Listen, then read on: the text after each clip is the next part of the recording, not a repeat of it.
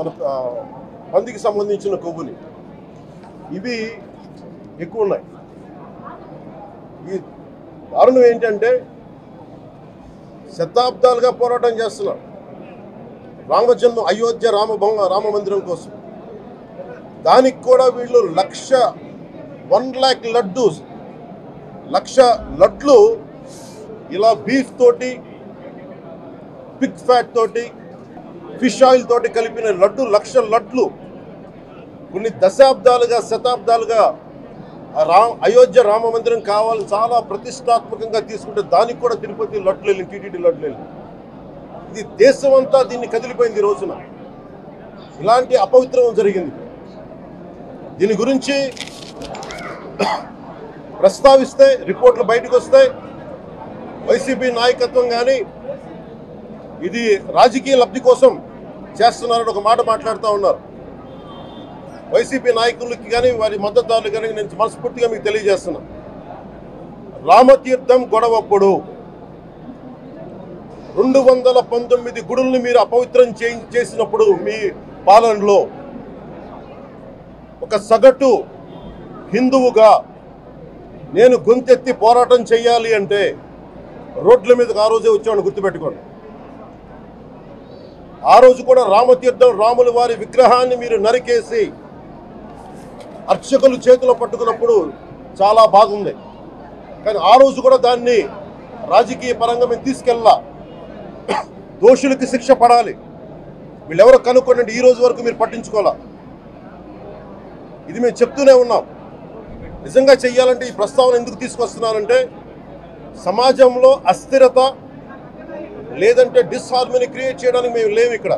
కానీ తప్పు జరుగుతుంటే, దాడులు జరుగుతూ ఉంటే, అపవిత్రం చేసుకుంటూ వెళ్ళిపోతే చూస్తూ ఎవరు కూర్చోం. తప్పు, అది కూడా తప్పు అవుద్ది. ఫండమెంటల్ కాన్స్టిట్యూషనల్ ఫండమెంటల్ ఇది. ప్రతి వ్యక్తికి వారి ధర్మాన్ని ఆచరించే హక్కు ఉంది. ఎవరన్నా వచ్చి ఆ ధర్మాన్ని పాడు చేసే హక్కు ఎవరికీ లేదు. ఇట్స్ ఎ ఫండమెంటల్ రైట్ ఇది. ఇలాంటి స్థాయిలో ఈ రిపోర్ట్ బయటకు వచ్చినప్పుడు ఏం చెప్పు ఉండాల్సింది గత ముఖ్యమంత్రి గారు? నేను ఏ రోజు కూడా మీరు చూశారు, ఇది ప్రభుత్వం, మన కొత్త ప్రభుత్వంలోకి వచ్చాం.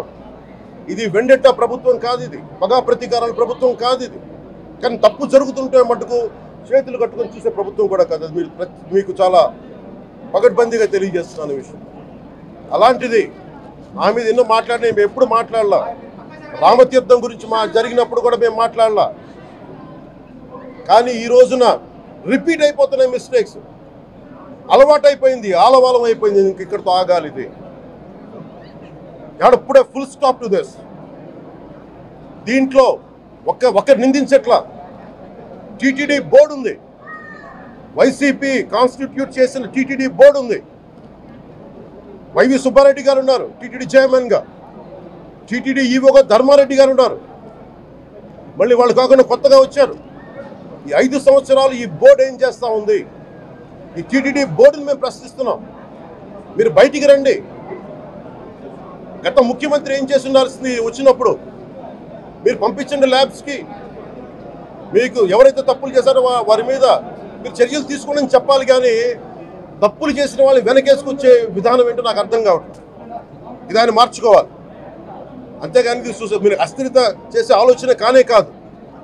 ఇదే మీరు ఊహించండి. ఇంకా ఏ ధర్మం మీదైనా సరే ఇలాంటి అపవిత్రం ఒక చర్చి మీద జరిగిన, ఒక మస్జిద్ మీద జరిగిన దేశం అల్లకల్లోలం చేసేస్తారు. ప్రపంచం అంతా మాట్లాడతారు, గ్లోబల్ న్యూస్ అయిపోద్ది. కానీ దేశంలో కోట్లాది మంది హిందువులు అపవిత్రమైతే, ఈ ప్రసాదం అపవిత్రమైతే ఒక్కరు కూడా మాట్లాడకూడదు. ఇది సెక్యులర్ వ్యవస్థకు విఘాతం అంటే హిందువులకి మనోభావాలు ఉండవా? ఇది ఒక్కరు నిందించట్లా. అసలు మీరు ప్రస్తావన చేయకూడదు, ఇది తప్పు, ఇది మాట్లాడకూడదంటే ఎట్లా? ఇదే వేరే మతానికి మీరు అన్వయిస్తారా? నేను అన్ని మతాలని సమానంగా గౌరవించేవాడిని, ఇస్లాంని గౌరవించేవాడిని, క్రిస్టియానిటీని గౌరవించేవాళ్ళం మేమందరం. సనాతన ధర్మం అని మొత్తుకుంటున్నాం. దేనికి సనాతన ధర్మం అంటే? సనాతన ధర్మానికి ఒకరు ప్రారంభించింది కాదు. ఇది ఒక వ్యక్తో, ఒక కూర్చోబెట్టి ఒకరు స్టార్ట్ చేసింది కాదు ఇది. కొన్ని వేలాది సంవత్సరాలుగా అన్ని మతాలని అన్ని విశ్వాసాలని అలింగనం చేసుకున్న నేల ఇది. అలాంటి విశ్వాసాలకి దగ్గర తీసుకున్న ఈ నేల మీద ఇలాంటి అపవిత్రం జరిగితే, రిపీటెడ్గా జరిగితే, ఒకసారి కాదు 2 సార్లు కాదు, రిపీటెడ్గా జరిగితే ఇప్పుడు కూడా మాట్లాడకూడదంటే అది తప్పు చేసిన వాళ్ళం అవుతాం మేము. దోషులకి శిక్ష పడాలి. ఫుడ్ అడల్టరేషన్ ఇది.